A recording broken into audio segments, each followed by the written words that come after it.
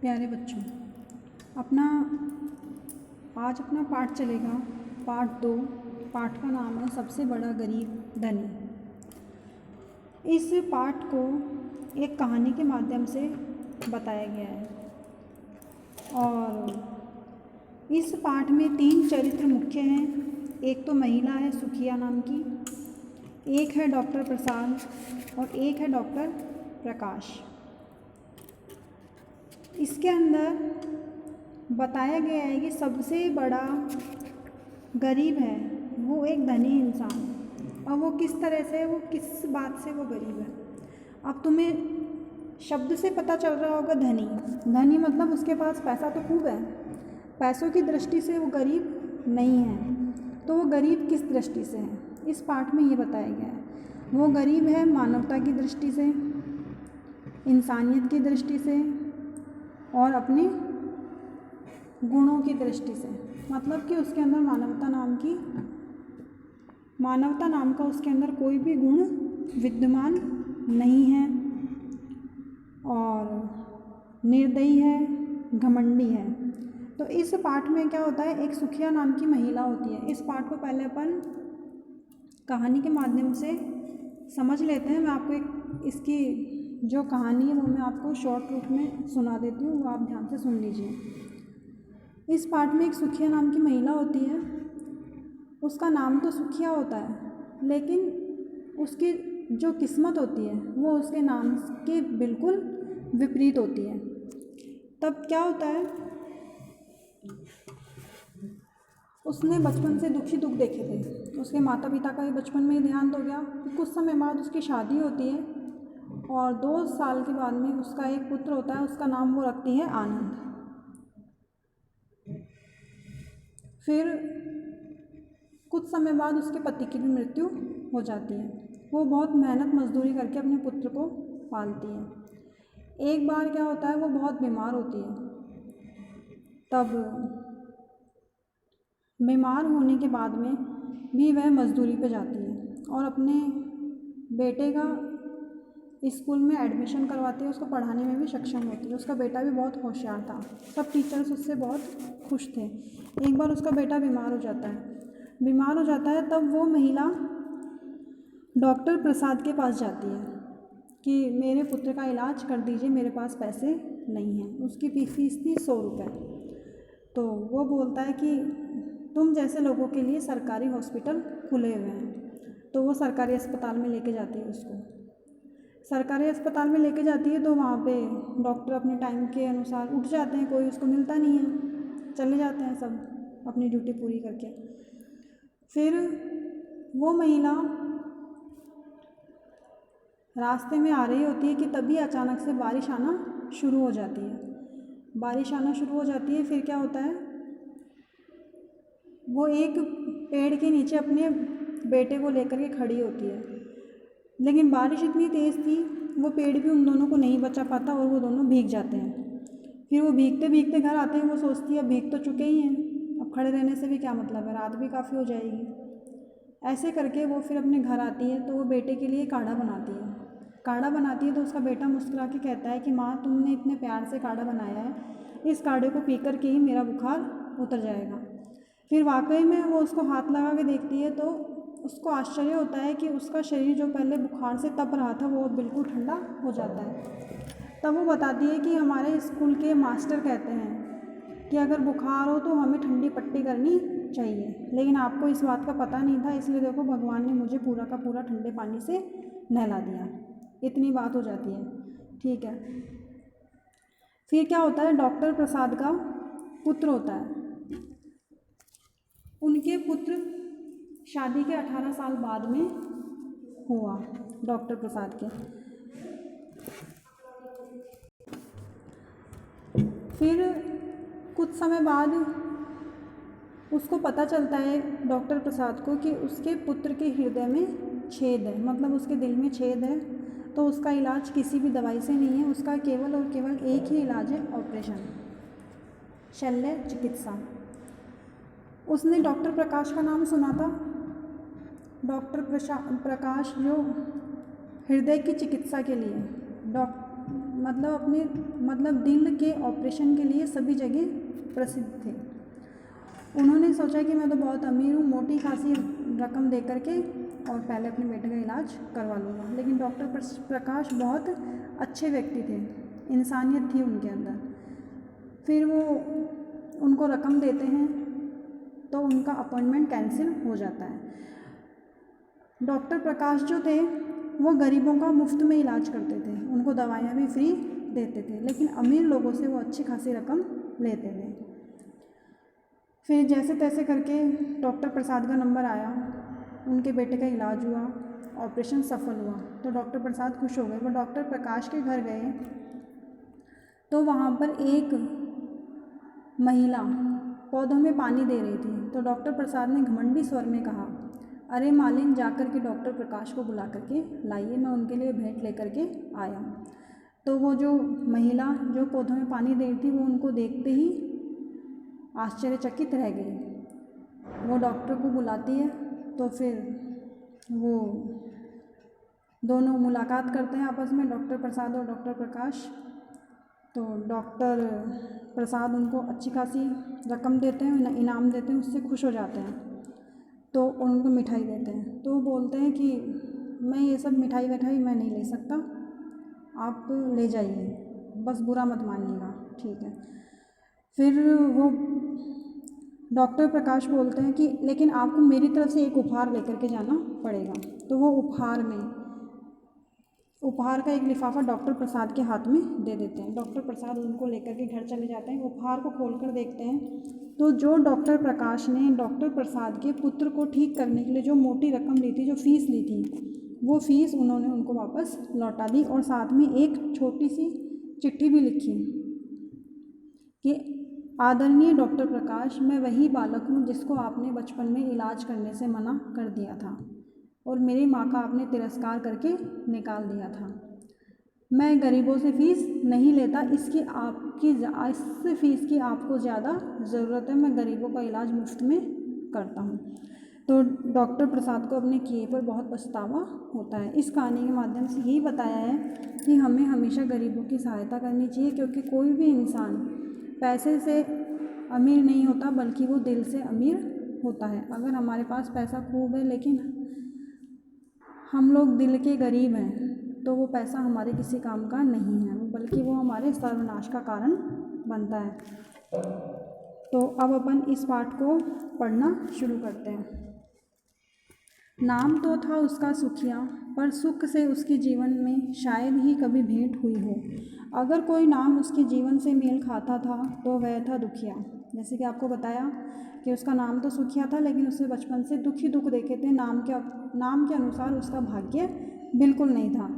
सुखिया का जन्म एक गरीब परिवार में हुआ था। बचपन से सुखिया को अपने माता पिता को सदा के लिए अलविदा कहना पड़ा। सुखिया इस निर्मम संसार में अकेली रह गई। निर्मम का मतलब होता है निर्दयी। निर्मम का मतलब क्या होता है? निर्दयी। बचपन में उसके माता पिता का साथ छूट गया था तो वो इस संसार में अकेली रह गई थी। बचपन से मेहनत मजदूरी करके उसने अपना गुजारा किया और तथा अपने जैसे विचारों के एक युवक से उसने विवाह किया। उसकी कुछ समय बाद उसकी शादी हो गई। जैसे आपको मैंने पहले स्टोरी में बता दिया, पूरी स्टोरी आपको इस पाठ की पहले ही सुना दी है। तो उसे लगा उसके दुखों का अंत हो गया। 2 वर्ष बाद अपने बेटे का मुख देखकर सुखिया फूली न समाई। मतलब वो बहुत ज़्यादा खुश हो गई। फूला न समाना मतलब अत्यंत प्रसन्नता होना, अपनी प्रसन्नता को समेट नहीं पाना। उसने बेटे का नाम आनंद रखा। उसके बेटे का नाम क्या था? आनंद। परंतु दुर्भाग्य ने अब भी उसका पीछा नहीं छोड़ा। उसका 2 वर्ष का बेटा हुआ भी नहीं था कि सिर से पति का साया उठ गया। मतलब शादी के कुछ समय बाद ही उसके पति की भी मृत्यु हो गई। उसके बालक के पिता की मृत्यु हो गई। डेंगू की जानलेवा बीमारी से उसका पति चल बसा। बालक के पिता की मृत्यु कौन सी बीमारी से हुई थी? डेंगू नामक बीमारी से। वह फूट फूट कर रोई। अब सुखिया के प्राण 2 बरस के बेटे में बसने लगे, क्योंकि पहले ही उसका इस दुनिया में कोई नहीं था और अब पति भी चला गया तो उसका आगे पीछे कौन रहा? केवल और केवल उसका पुत्र। आनंद सुंदर ही नहीं था बल्कि सुशील और होनहार भी था। अध्यापक उसकी प्रशंसा करते न थकते थे, आघाते थे मतलब थकते थे। आघाते थे का मतलब होता है थकते थे, ये रहा आघाते थे, इसका मतलब होता है थकते थे। वे अक्सर कहते हैं गरीब विधवा सुखिया का बेटा कितना सुंदर है, कितना सुशील है और होनहार है। ईश्वर की लीला है कीचड़ में खिला कमल कितना खूबसूरत होता है। वो बहुत गरीब था लेकिन अमीरों के बच्चों में वो वाले संस्कार नहीं पाए जाते अक्सर जो गरीब के बालक में पाए जाते हैं। तो उसके अध्यापक क्या कहते थे कि ईश्वर की लीला भी अद्भुत है क्योंकि कीचड़ में ही हमेशा कमल खिला करते हैं। जेठ आषाढ़ के दिन थे, मतलब गर्मियों का मौसम था। भीषण गर्मी पड़ रही थी पर वर्षा का कहीं पर भी नामो निशान न था। ऐसे में बुखार एक महामारी के रूप में फैला। जैसे अभी कोरोना फैला हुआ है वैसे ही क्या था, बुखार फैल गया था चारों तरफ।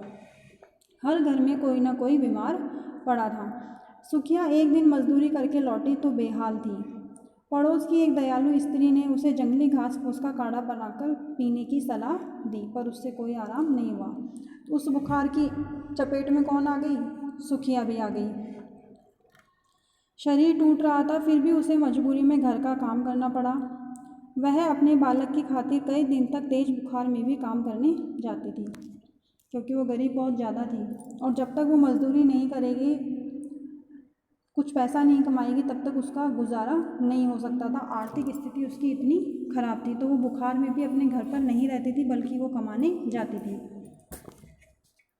लेकिन 4-5 दिन में उसकी हिम्मत ने जवाब दे दिया। वह 3-4 दिन तक मजदूरी में न जा सकी। बिना करे धरे खाने को मिल जाए एक मजदूरिन का ऐसा भाग्य कहाँ। बिना किए किसी को कुछ भी नहीं मिलता है। भगवान सुखिया की कठिन परीक्षा ले रहा था। वह खुद भूखी रहती और अपने मुख का कोर अपने लाडले को खिलाकर संतुष्ट हो जाती थी। ऐसी अक्सर माँ की ममता होती है कि माँ चाहे स्वयं किसी भी प्रकार का दुख पालेगी लेकिन अपने बच्चों को किसी भी प्रकार का कोई दुख नहीं देना चाहेगी। तो यही बात क्या थी, सुखिया में भी थी कि वह खुद तो भूखी रह जाती थी लेकिन अपने पुत्र को खिला करके और खुद संतुष्ट हो जाती थी। किंतु तभी उसकी सबसे कठिन परीक्षा की घड़ी आ पहुंची। सवेरे सोकर उठी तो उसे लगा कि उसके बेटे का चेहरा तमतमा रहा था, मतलब अब उसका बेटा भी बुखार की चपेट में आ चुका था। उसके पास उस समय फूटी कौड़ी नहीं थी। 2 हफ्तों की बुखार ने उसका शरीर जर्जर बना दिया था। जर्जर यानी क्षीण, बिल्कुल कमज़ोर। जर्जर का मतलब क्या होता है, कमज़ोर। ये रहा जर्जर, जर्जर का मतलब कमज़ोर। वह दुख और बेबसी से दोनों हाथों से अपना सिर पकड़कर बैठ गई। बेबसी यानी मजबूरी। बेबसी का मतलब क्या होता है, मजबूरी।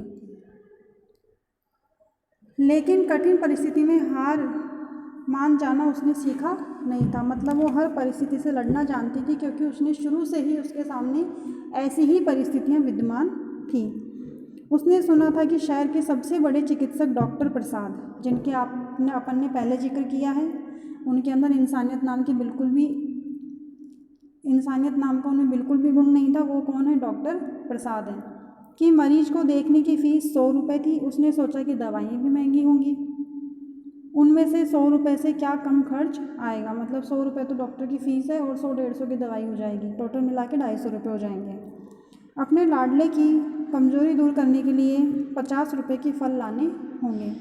माँ क्या सोचती है कि इतना पैसा डॉक्टर को देंगे, इससे बढ़िया है कुछ शरीर में खिला देंगे तो क्या होगी, कमज़ोरी दूर हो जाएगी। और जब शरीर हष्ट पुष्ट होगा तो क्या होगा, मानव के शरीर की इम्यूनिटी पावर, जो रोग प्रतिरोधक क्षमता है, वो क्या होगी, बढ़ेगी अंदर से।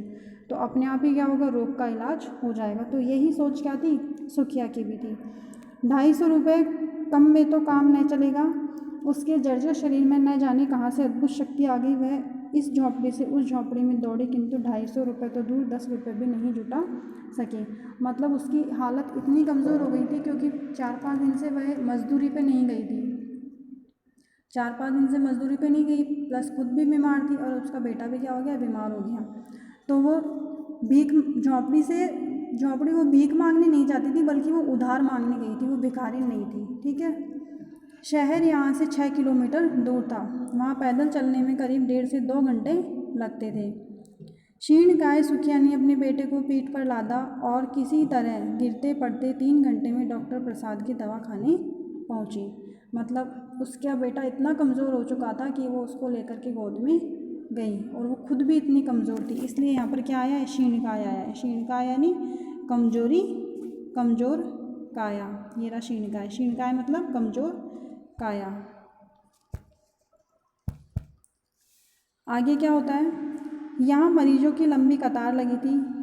2 घंटे इंतज़ार के बाद सुखिया की बारी आई।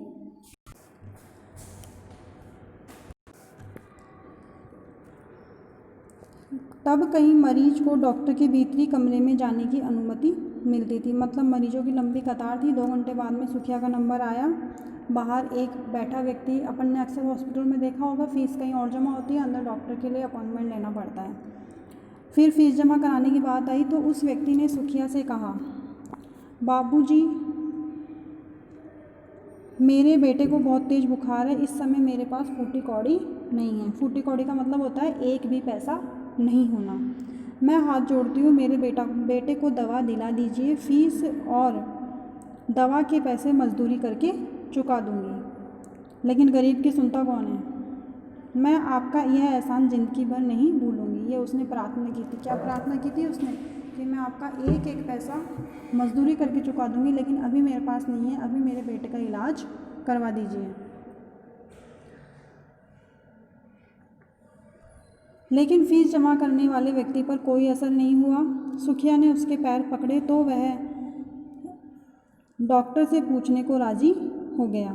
सुखिया से बोला, अच्छा ठहरो, डॉक्टर साहब से पूछता हूँ। यह कहकर वह डॉक्टर के कमरे में चला गया। सुखिया को खड़े खड़े पल पल भारी हो रहा था। पल पल का मतलब होता है एक एक मिनट भारी होना। उसे लगा कंपाउंडर को भीतर गए बहुत देर हो गई, कहीं ऐसा न हो कि डॉक्टर उठ जाए। उसे आशंका हुई। आशंका का मतलब अंदेशा होना, डाउट होना, शक होना, अंदाज़ा लगाना। उसने चीख के बाहर से पुकारा, बाबूजी, परंतु अंदर से कोई भी उत्तर नहीं मिला। भीतर का मतलब होता है अंदर। ये रहा भीतर। भीतर का मतलब क्या होता है, अंदर। उसने फिर साहस करके ज़ोर से पुकारा, बाबूजी। उसकी यह पुकार भी शून्य हो गई। अब उसे विश्वास हो गया कि उसके बेटे को देखे बिना ही डॉक्टर पीछे के दरवाजे से निकल गए हैं। उसका धैर्य का बांध टूट गया। वह अपना सारा साहस बटोरकर डॉक्टर के कमरे में घुस गई।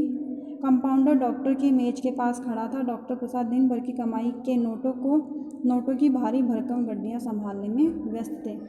मतलब कंपाउंडर ने अंदर जाकर के संदेश दे दिया है कि बाहर ऐसे ऐसे एक औरत आई है, उसके पास ऐसे ऐसे एक बालक है जो रोगी है और उसकी हालत इतनी ख़राब है। लेकिन वो डॉक्टर प्रसाद था, वो इतना निर्दयी था, उसमें बिल्कुल भी इंसानियत नहीं थी। वो क्या कर रहा था, अपने दिन भर में कितनी कमाई हुई वो उनको गिनने में लग रहा था। पहले उसकी फ़िक्र नहीं थी, पहले अपने नोटों की परवाह थी। फिर क्या हुआ, कंपाउंडर ने उसे बाहर धकेलते हुए कठोर स्वर में कहा, चलो बाहर जाओ। पर सुखिया चट्टान की तरह अड़िग रही। अड़िग मतलब डटे रहना। वह हाथ जोड़कर डॉक्टर से बोली, मैं भिखारी नहीं हूँ डॉक्टर साहब, मैंने ज़िंदगी में मजदूरी करके गुजारा किया है, कभी भीख नहीं मांगी। मेरे बेटे को बहुत तेज़ बुखार है, इसे दवा देकर बचा लीजिए डॉक्टर साहब, मैं आपकी कौड़ी कौड़ी चुका दूँगी। जो मिन्नतें बाहर वो अपने उस कंपाउंडर से कर रही थी, वही मिन्नतें अब वो डॉक्टर साहब के पास करने लग गई। डॉक्टर प्रसाद पर जैसे शैतान सवार हो गया, गुस्से में आग बबूला होकर। आग बबूला होना मतलब गुस्सा आना, मुहावरा है ये, आग बबूला होना। अपने शब्दों को होठों में चबाते हुए बोले, निकल यहाँ से बाहर। निराश सुखिया डॉक्टर प्रसाद के पैरों में गिर पड़ी। उसने दोनों हाथों से डॉक्टर के पैर पकड़ लिए, अत्यंत स्वर में गिड़गिड़ाकर बोली, मेरे लाल को बचा लीजिए। लाल किसके लिए आया है यहाँ पर, पुत्र के लिए आया है। अगर पैराग्राफ आता है एग्ज़ाम में कि रेखांकित पद में लाल किसके लिए प्रयोग हुआ है, तो अपन क्या कहेंगे, पुत्र के लिए प्रयोग हुआ है। डॉक्टर साहब, मैं आपका एहसान ज़िंदगी भर नहीं भूलूंगी। लेकिन सुखिया की करुण पुकार बहरे कानों में नहीं पड़ी। पत्थर बने डॉक्टर साहब ने अत्यंत निर्ममता पूर्वक कहा। निर्ममता मतलब निर्दयता पूर्वक, तुम जानती नहीं, मरीज देखने की मेरी फ़ीस 100 रुपये है। यहाँ आने से पहले जेब तो देख ली होती, मतलब अब तुम अपने आप को चेक तो कर लेती कि तुम्हारे पास देने के लिए कुछ है भी या नहीं है। तुम जैसे लोगों के लिए सरकारी अस्पताल खुले हुए हैं, वहाँ पर जाओ। बेबस सुखिया मतलब मजबूर, लाचार। सुखिया की डॉक्टर साहब की पुकार, डॉक्टर की स्टार्ट होती कार की गुड़गुड़ाहट में खो गई। ये यहाँ तक का हो गया है। अब इसके आगे का अपन अगली कक्षा में देखेंगे।